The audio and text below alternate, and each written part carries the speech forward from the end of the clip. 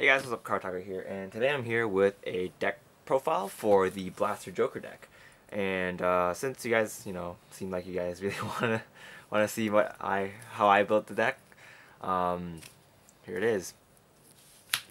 So for the starting Vanguard, we run the new starter, the Wingle, the Wingle star-vader, I like to call it. So his skill is pretty good. When this card boosts and hit while your Vanguard is in Legion, you may pay the cost. If you do, you may Omega Lock 2 of your opponent's units. So, obviously it's a pretty pressurizing card. A lot of times when you're playing against Predation Dragon, they try to kill this off early on because they don't want their units to get Omega Locked.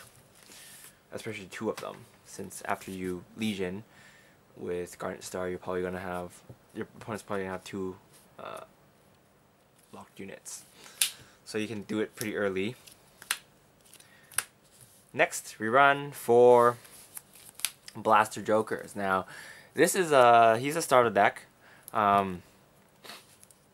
He has a pretty interesting skill. It's Counterblast 2, Soul Blast 2, and choose one of your star-vader units and lock them. When this card's in Legion, you can lock all your opponent's rear guards and choose one of your opponent's mates and retire it. So basically, when they're in Legion and they have a full field, you pretty much screw them over, since they'll lock 5 and then their mate dies. It's pretty self-explanatory. Second skill is choose a card with the card name in this card's Vanguard circle. So if you're in Legion, him or Photon, you can put it in Soul. When this card declares attack, you may pay the cost, and then this card gets +1 critical. So he can swing for extra critical too if you want.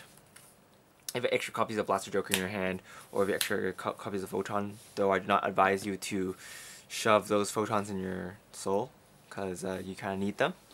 But if you have extra copies of Blaster Joker, then it's fine. And there's ways to look for Blaster Joker in this deck, so yeah, good stuff.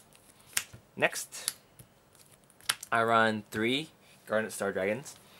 The reason I'm not running 4 is because I want to have space to run other stuff. Because grade 2, there's a lot of grade 2s I want to run, and yeah, so there's that. So 3 Garnet Stars. I'll tell you what, if you want to run 8 grade 3s, there's a card that you can take out later on. I'll show you. But yeah, Garnet Star, for those who don't know its skill, it's when this card legions, you may lock 1 front row and back row. So yeah.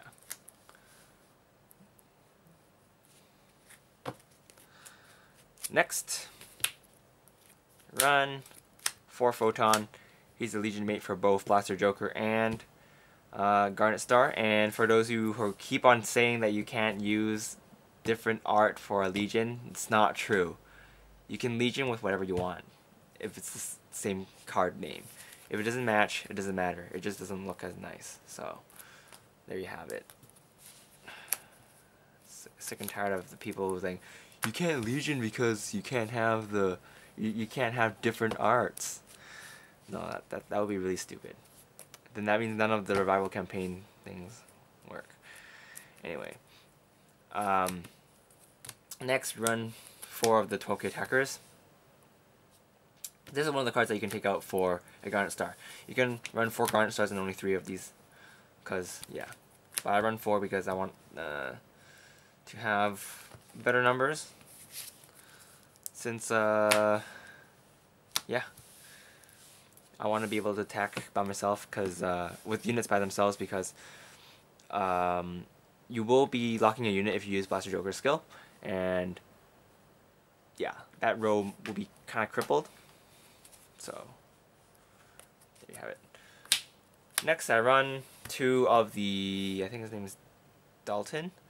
When this card is called to the rearguard circle, and you're in Legion, and while your opponent has 2 or more locked units, you may search your deck for a Blaster Joker and add it to your hand. So this is the card that helps you add Blaster Jokers to your hand. So basically, if you Legion with Garnet Star, then you can call this, and grab a Blaster Joker in case you didn't have it before.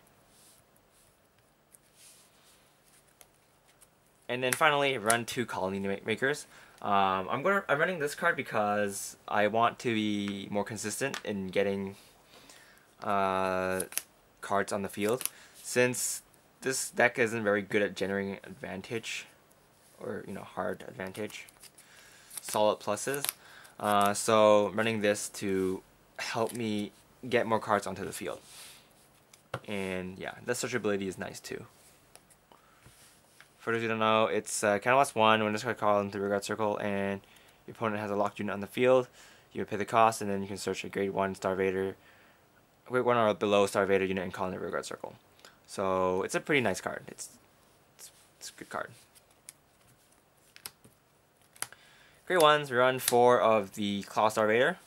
Whenever opponent's unit is locked, he gets plus 2k, and if you manage to lock 5 units, he'll become a very big booster. But you usually won't be able to lock 5 because the odds are your opponent's not stupid, so he's not going to call 5 units out on the field unless he wants to do a final game push but failed.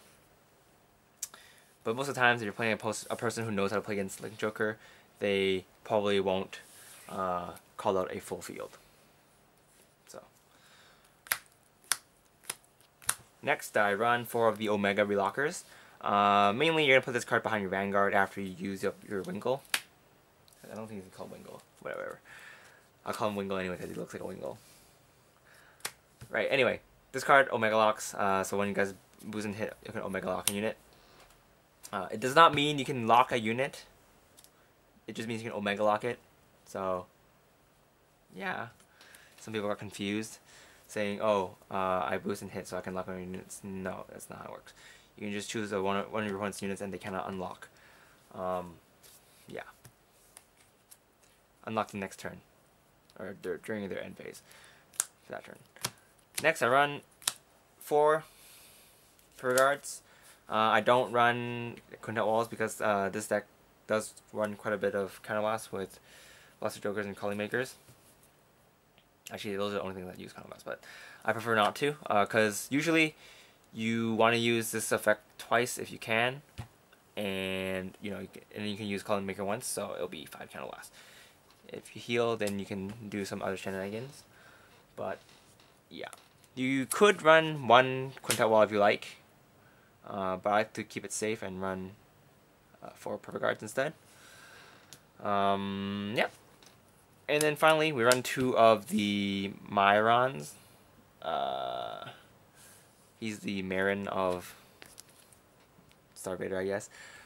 His skill is, you may rest his unit, and then when your Vanguard is in Legion, you can choose a Blaster Joker in your Vanguard circle, and it gets plus 10k.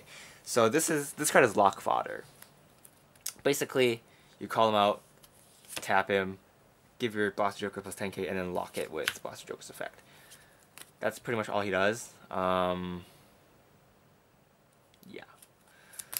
Or if you wanna, if you know your opponent has a Perfect Guard in their hand, and then you can just pump up your Blaster Joker for some reason, and then kill off their Interceptor with another card, and then anyway, that's something you could do, but most of the time he's just gonna be locked with Blaster Joker.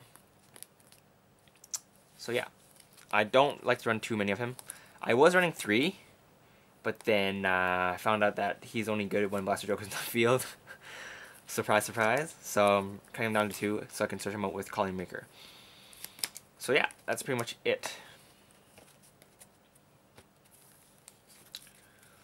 So yeah, that's pretty much it for this deck, guys. I hope you guys enjoyed this deck profile. It's a pretty fun deck. It's not as good as everybody think it is. It's kind of slow. And yeah, but when you do get as a Vect Op, it's pretty nice. But again, there's quite a few flaws with this deck. So yeah, I prefer some other decks over this deck, but this deck is still pretty good. It's pretty strong. But yeah, I would say this card's overrated, for what it is.